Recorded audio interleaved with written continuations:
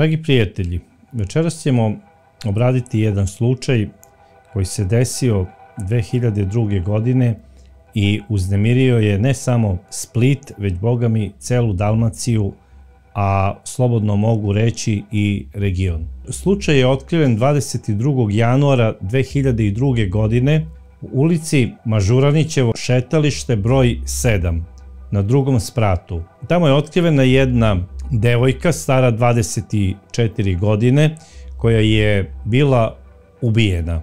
Ova vest je šokirala ceo Split. Ona se zvala Marijana Jerković. A ko je bila Marijana Jerković?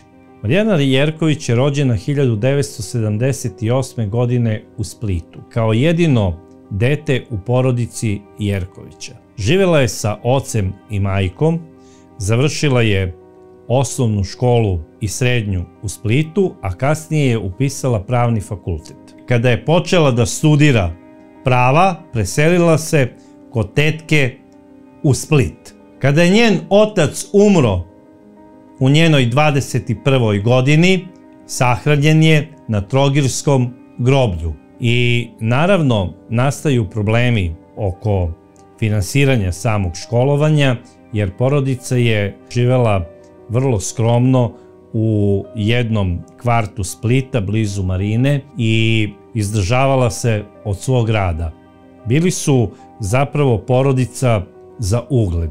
I Marijana je naravno kao jedna domaćinski i dobro vaspitana devojka odmah počela da razmišlja kako da pomogne svojoj mami Ivanki oko doprinosa u kućnom budžetu.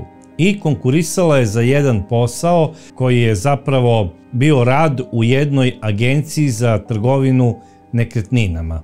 Vlasnica ove agencije bila je Mirjana Matacin.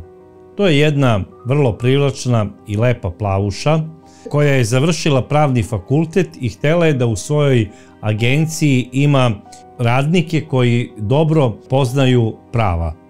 I zato je uzela ovu devojku jer je bila dobar student pravnog fakulteta u Splitu. Marijana je ne samo bila dobar student, ona je bila i jako vredan radnik u ovoj agenciji i često je znala da ostane da radi i posle isteka radnog vremena. Zapravo ona je htela da se dokaže i pokaže na poslu kako bi osigurala svoje radno mesto.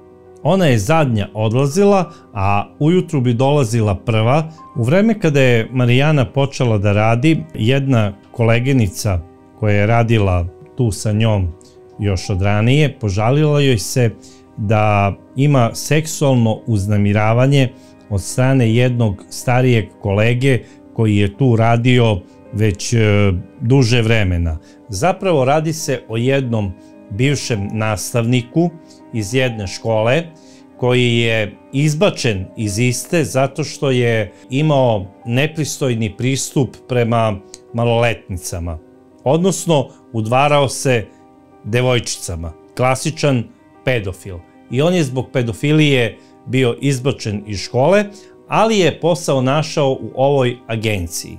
I sada radi sa mladim devojkama, nabacuje se istim i bogami biva vrlo vulgaran. Koleginica je zbog toga dala otkaz i otišla je. Ali pre toga rekla je gazdarici Mirjani zašto daje otkaz. I Mirjana je kao savesna gazdarica preko nekih svojih prijatelja iz policije uradila proveru ovog svog radnika i saznala je da je on izbačen iz škole zbog pedofilije. A on je njoj rekao neku sasvim drugu priču u smislu mala je plata, ja sam jako ambiciozan, to ne mogu da zaradim kao nastavnik radeći u školi i tome slično.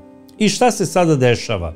Mirjana je njemu dala otkaz, on odlazi i ona na njegovo mesto dovodi drugog momka koji je radio sa nekretninama i bio je jako vredan i savestan. Pre nego što je ovaj bivši nastavnik otišao iz ove ugledne agencije, gazdarica Mirjana je oduzela njegov rokovnik koji je on vodio i rekla je, to je rokovnik moje firme, ne možeš ga ti nositi sa sobom, i dala ga je Marijani. Od sada ćeš ti rukovoditi ovim rokovnikom i pogledaj sve šta se tu dešavalo. Marijana je, boga mi, češljajući taj rokovnik, otkrila mnoge nepravilnosti. Tu se svašta dešavalo. Tu su bile mahinacije o stanovima, recimo lica koja su bila u nekim domovima, pa je njihova imovina na neki način trebalo da bude predata u vlasništvu države. Međutim, šta se dešava? Ovde se sada pojavljuju ta lica da su par meseci pre, recimo, svoje smrti prodala nekom, recimo, Janku Jankoviću stan za veliku cifru. I sada ovaj nastavnik, taj Jankov stan, prodaje nekom ponovnom kupcu, izmišljenom, recimo, Mitru Miriću, navodim primer, za još veći novac. I on se tu ugrađuje. U stvari, u tom mešetarenju on uzima kajmak, a svi ostali dobijaju deo kolača. Ali to ne bi bilo čudno da se ime navodnog, znači navodnog, Janka Jankovića nije ponavljalo bar 10-ak puta. Tu su se pojavljivali i neki stanovi iz kojih su 90-ih otišli neki državljani, odnosno građani Splita srpske nacionalnosti. Tu se spominju neki stariji ljudi koji su već odavno pokojni i ne može niko pokrenuti neki pravni postupak u vezi tih stanova oko nasledstva. Uglavnom se radi, znači, o stanovima koji nemaju naslednike. A glavni tiperi i menadžeri za dobijanje informacija oko takvih stanova, kuća, vila ili nekih drugih nekretnina, recimo velikih placeva koji se prodaju, recimo, stranim državljanima, recimo Rusima ili Nemcima, rade upravo medicinske sestre iz domova za stara lica. I šta rade te sestre? One prikupe tačno sve podatke o tim licima, daju menadžeru, odnosno agentu nekretnina koji ima svoje advokate i onda zove Janka Jankovića, prave se ugovori, prave se navodno i spiskovi svedoka tobožnjih da je bila isplata novca i sve se to tako završava. Posle glavni, odnosno zadnji kupac je obično neki lik iz Australije koji je zaslužio da ima takav stan iz ovih ili onih razloga, ili državljanin, recimo, Nemačke ili neke druge zapadnoevropske zemlje, koji se baš dovoljno i ne razume u katastar i u trgovinu na balkanski način. I samo da kažem, da ne bude ovo samo da je vezano za Split, to se radilo u svim velikim gradovima bivše socijalističke federativne Republike Jugoslavije nakon njenog raspada. I imam pouzdanu informaciju da se radi i dan danas. Sigurno ovo mogu potpisati da i dan danas funkcioniše ovaj sistem na isti način. I sada, šta je radila Marijana? Ona je, gledajući rokovnik, odnosno dnevnik rada, prepoznala jedno lice za koga je bila sigurna da ovo lice nije navodnom Janku Jankoviću prodalo stan. I zapravo Marijana, mlada Marijana, agent nekretnina, ulazi u dodir sa mafijom koja trguje nelegalno nekretninama. I mafija kao mafija, njen glavni interes je da sačuva svoje poslove i naravno novac. I da se nikada ne otkrije kako je došlo do toga. A obično imaju i svoje dobre veze ne samo u sudstvu, nego nažalost i u policiji. Od kada postoji policija, postoje i prljave značke. Ne samo u Beogradu, ne samo u Sarajevu, ne samo u Zagrebu, već najverovatnije i u Splitu. E sad, da li je Marijana ova svoja saznanja podelila sada sa nekim, ja to ne mogu ni da pretpostavim. Možda je rekla svom vereniku Jošku Perišiću. I sada, možda je tu došlo do neke svađe između Joške i Marijane, jer je rekao zašto ti zabadaš nos tamo gdje ti nije mesto, ja neću da sutra zbog tebe imam problem i ne želim da me neko izrešeta ili digne u vazduh. I šta se sada tu tačno dešavalo između Perišića i Marijane, to ne znam, jer to samo oni su mogli da znaju, ali generalno Marijana se poverila svojoj najboljoj prijateljici da uskoro mora da spakuje stvari i da se seli iz stana svog zaručnika, to jest verenika. Nešto očigledno u njihovoj vezi ne funkcioniše kako treba. I verujem da nije bila u pitanju ljubav, već su došli do nekih međusobnih razlika i tu je došlo do nekih velikih lomova i problema. I njih dvoje su odlučili da treba da raskinu svoju vezu i veridbu. Bilo kako bilo, Marijana je nastavila da radi u ovoj agenciji savesno i vredno kako je oduvek i radila. I pored toga što je Marijana trebala tog dana 21. januara 2002. godine da se iseli iz stana svog dečka, ona je zbog obimnosti posla u agenciji ostala sa svojom gazdaricom Marijom da radi prekovremeno. Gazdarica je otišla oko 16 časova. Tada u januaru već u tom periodu počinje da pada mrak i pale se svetla u kancelarijama. Marijana ostaje, sređuje dokumentaciju, a sistem funkcionisanja samih vrata je da kada neko izađe, ona se automatski zaključavaju. I ako neko nema ključ od vrata, mora da zvoni. Ono što je jako bitno, pre nego što se desilo ubistvo, onaj isti nastavnik što je bio izbačen sa posla, vraćen je na posao. To se desilo nekoliko dana pre ubistva. A inače, čitavih mesec dana pre ubistva, Marijana se ponašala jako čudno.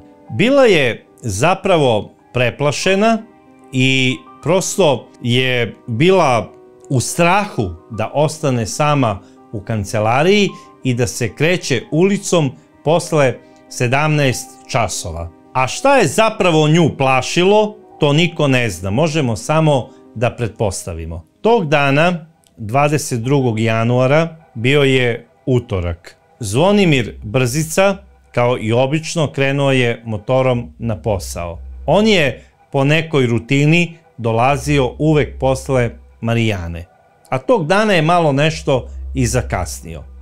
Ono što ga je prvo iznenadilo, video je da su roletne na prozorima spuštene i da klima radi. Kada je došao do ulaznih vrata, nije mogao da otvori ista zato što su bila zaključana. Onda je on Marijanu pozvao na njen mobilni telefon, međutim ona se nije javila. Nekoliko puta je zvao, nije se javila i onda je on pomislio, znajući da je trebala da se seli prethodnog dana, pomislio je da još uvek nije došla na posao i pozvao je gazdaricu Mirjanu. Rekao je: Mirjana, ja ne mogu ući u kancelariju, Marijane nema, molim te, reci mi šta da radim. Ona je rekla: čekaj me ispred vrata, dolazim za 5 minuta, jer je živela tu u blizini, i ja ću ti otvoriti vrata od kancelarije. Mirjana je došla, odmah posle nekoliko minuta,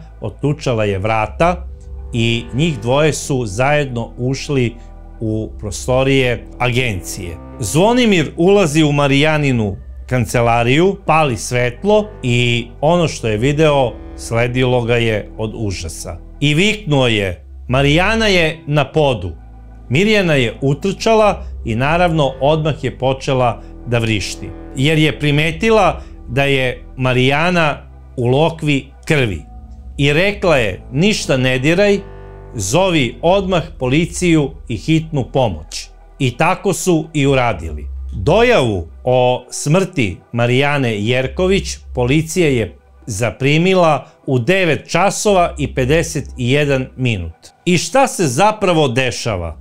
U 10 časova na lice mesta događaja stižu zajedno i policija i hitna pomoć i novinari. Kao u nekom filmu i kao po nekoj režiji.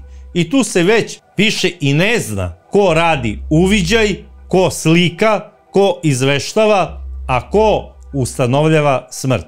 Prilikom rada uviđaja policija je na Marijaninom radnom stolu pronašla njenu torbicu u kojoj je bio njen dnevnik, ali je nedostajao njen novčanik sa izvesnom količinom novca i njenim ličnim dokumentima. Također je nedostajao njen mobilni telefon, a ono što je bilo najčudnije, na stolu se nalazila i koverta sa popriličnom količinom novca, koju ubica ili ubice nisu odneli sa sobom, a uzeli su novčanik. Policija je došla do zaključka da je Marijana sigurno poznavala ubicu, jer on nije mogao da uđe ako mu ona nije otključala vrata. Ona ga je pustila unutra, jer samo je gazdarica imala ključ od vrata i Marijana. Jer kao što smo rekli, vrata su se automatski zaključavala čim neko izađe. E sad, da li je ključ od kancelarije vraćen i onom nastavniku, ja to sada ne znam. Također iz Marijaninog dnevnika, koji je izuzet prilikom uviđaja, bilo je jasno vidljivo da su nedostajale neke stranice koje su bile sa namerom pocepane. Šta je tačno pisalo na istim, ja to tačno ne znam. To su samo znali onaj koji ih je pocepao i Marijana. Devojka je odvežena na sudsku medicinu u Split i odrađena je obdukcija, odnosno utvrđeno je kako je došlo do smrti. Policija je utvrdila da je Marijana najpre davljena s leđa i kada je glava pala, udarena je levom rukom u predelu levog oka, od čega je nastala velika masnica. Devojka u tom trenutku pada, da bi je ubica desnom rukom uhvatio za kosu, povukao glavu skroz nazad i levom rukom od desnog uveta napravio rez sve do levog uveta, što ukazuje da je levoruk. Klanje je inače izvršeno skalperom koji se koristi za sečenje tepiha. Prilikom pregleda tela od strane sudskog veštaka primećena je jedna čudna mrlja krvi na njenoj levoj nogavici od traperica. I analizom iste te mrlje krvi došlo se do zaključka da se radi o ženskoj krvi. I to je policiju odvelo u sasvim drugu stranu. Također je na obdukciji ustanovljeno da se ispod njenih noktiju nalaze i tragovi nečijeg tkiva, odnosno kože. Kako je došlo do toga da ti isti tragovi budu uništeni i da policija saopšti da su oni postali u takvom stanju da se ne mogu koristiti u smislu utvrđivanja od koga potiču, ja to sada ne znam. To zvanično nije objasnio ni načelnik splitske policije. A posle odrađenog uviđaja nisu zapečaćena ni sama vrata od kancelarije. I radnici su dolazili, uzimali su neke svoje stvari, odlazili, dolazio je i gazdaričin sin, dolazila je više puta i gazdarica Mirjana. Čak u jednom trenutku kada je došao jedan policajac, odnosno inspektor, da uzme neke stvari koje je zaboravio tu prilikom rada uviđaja, zatekao je mačku koja se šetala po istoj onoj kancelariji gde se desilo ubistvo. Zapravo, tu se radila kontaminacija samog lica mesta otiscima i DNK materijali. Takođe nije mi jasno zašto nije izvršeno lociranje i eventualni pronalazak njenog mobilnog telefona. Nikada nisu bazne stanice upotrebljene da bi se saznalo šta je sa njenim telefonom. Takođe, jedan ogromni propust u radu i maltene 5 godina lutanja i traženja ubice među ženama je bila ona ženska krv na njenim trapericama, za koju se ispostavilo da je to krv koja je bila sa stola neke prethodne žrtve iz neke saobraćajne nesreće i kada je rađena obdukcija te žrtve, sto nije dobro očišćen. Možete da zamislite tu apsurdnost. A najveći propust policije, to je prosto neverovatna činjenica da skalper kojim je Marijana zaklana je pronađen tek posle 10 dana. I to gde je pronađen? Na radnom stolu u kuhinji ove agencije. I prosto čovjek ne može da veruje da je policija prilikom prvog rada uviđaja propustila ovako nešto da primeti. Ne verujem u to ni ja. Ja verujem da je ovaj skalper posle 10 dana neko ponovo doneo i stavio na to mesto. Zašto? Jer prilikom veštačenja istog skalpera utvrđeno je da je isti opran nitrorazređivačem, da je očišćen nekim krpama, ali da je na njemu ostalo ipak tragova krvi. I to ne bilo čije krvi, nego Marijanine. A otisaka naravno nema. Neka osoba je naravno nonšalantno sa rukavicama spustila taj skalpel posle 10 dana gde ga je policija pronašla. Takođe moram da kažem da je stan prilikom prvog uviđaja ostao nezapečaćen. I ne znam kako je u isti mogao da dolazi i poštar da bi ostavljao neke stvari. Ne znam da li je i poštar imao ključ od ovog stana, odnosno agencije. Dragi moji prijatelji, voleo bih da čujem vaše mišljenje. Ko bi po vama mogao biti ta osoba koja je nonšalantno ušla, najverovatnije sama, u prostorije ove agencije da bi ostavila ovaj skalpel? Ja stvarno ne znam ko bi to mogao da uradi, ali ako bi počeo da nabrajam, sigurno bi se brojka vrtela 4 do 5 osoba. Naravno, policija je napravila jako dugačak spisak osumnjičenih lica.